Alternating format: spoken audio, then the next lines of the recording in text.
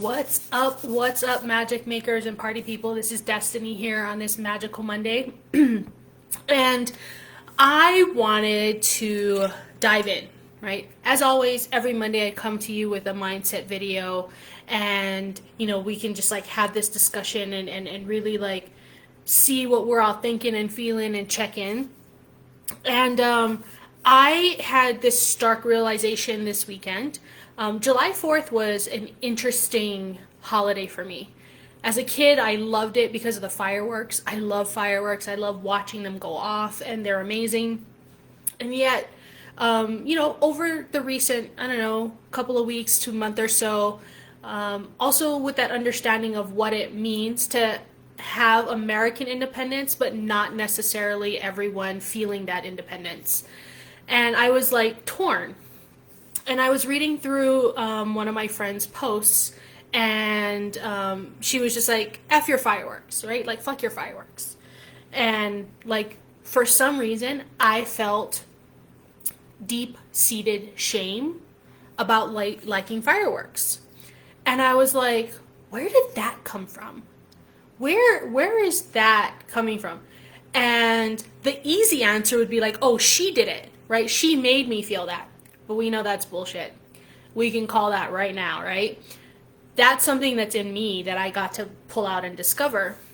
And so I really wanted to talk today about shame and where it comes from, why we're feeling it, what is it?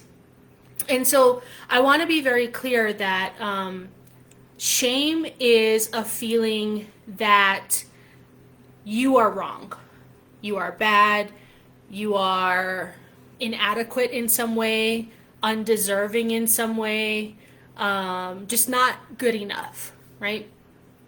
Now, that's separate and different from guilt, where you've done something wrong, okay? So just understand, like, this is a more internal thing.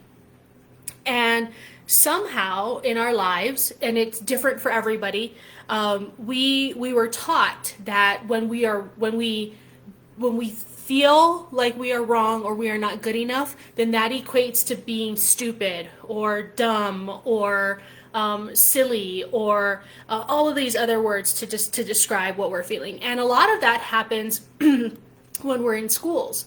I cannot tell you how many clients I sit with where they're going back to like second, third, fourth grade, where they were like begging, like just internally, like, please don't call me, please don't call me, please don't call me. And then the teacher calls on them and they have the wrong answer.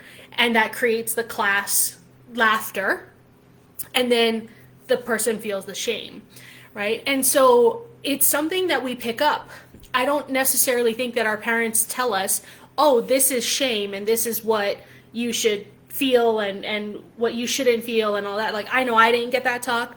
However, it's something that we pick up as kids, right? And so if we do something wrong, then somehow we must be wrong. And those two are actually very separate. That's not it at all. However, we own it and we take it personally.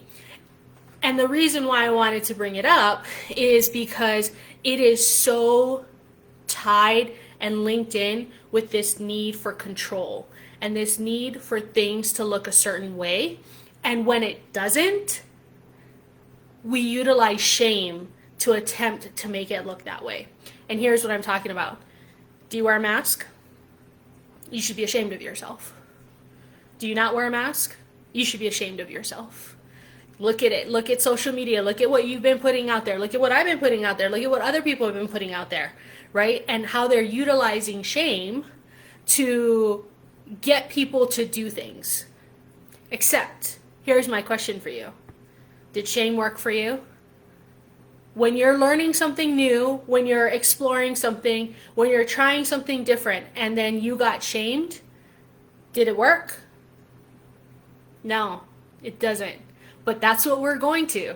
That's what we're looking at. That's what we're all into. And it seems really easy. Oh, just shame the person and they'll change their minds. Except that's not what happens. Instead, what they do is they internalize it and then they get really quiet. That doesn't mean they change their minds, or they internalize it and they speak up louder and more because they don't want to feel the shame. So they're avoiding feeling what they're feeling inside, and so they're going to go and make everybody look outside of them.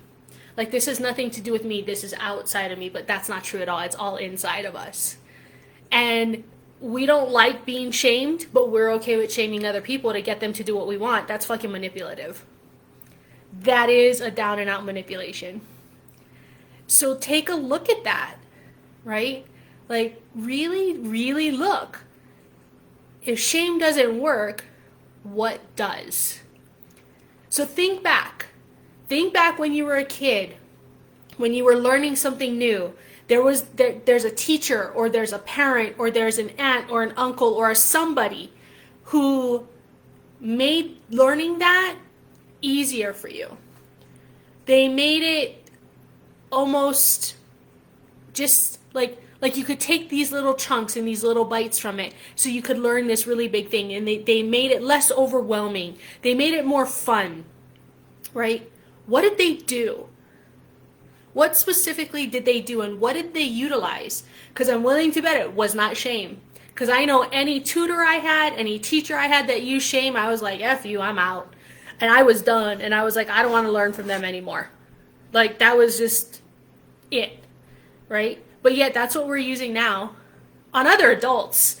And I'm just like, it's not working.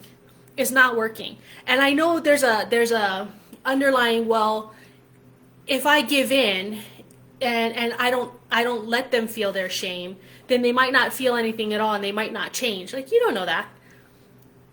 Remember a couple weeks ago we were talking about that energetic addiction? If you've identified your energetic addiction, ask yourself if what you're doing and how you're responding is feeding into that energetic addiction or not. Because it doesn't have to. When you come from a place, and I know this worked for me when I was horrible at math, and even to this day I'm like, I don't want to math, I'll find somebody else to do the mathing for me.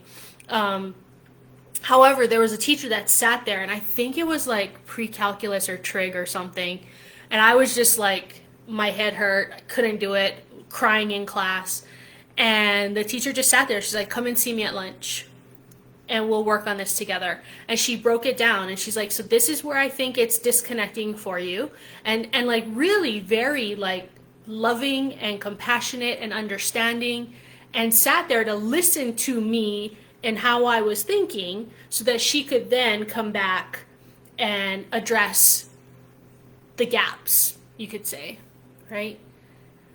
But it's really hard to address somebody else's gaps if you own those gaps, right? Because we reflect what we see in other people.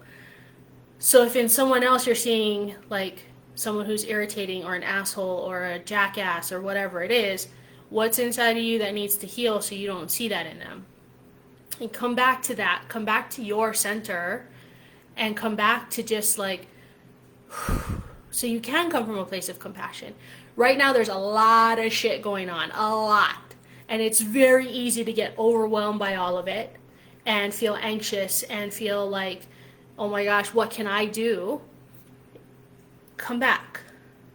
Come back. And not from a place of shame, not from a place of blame, not from a place of guilt. Come back.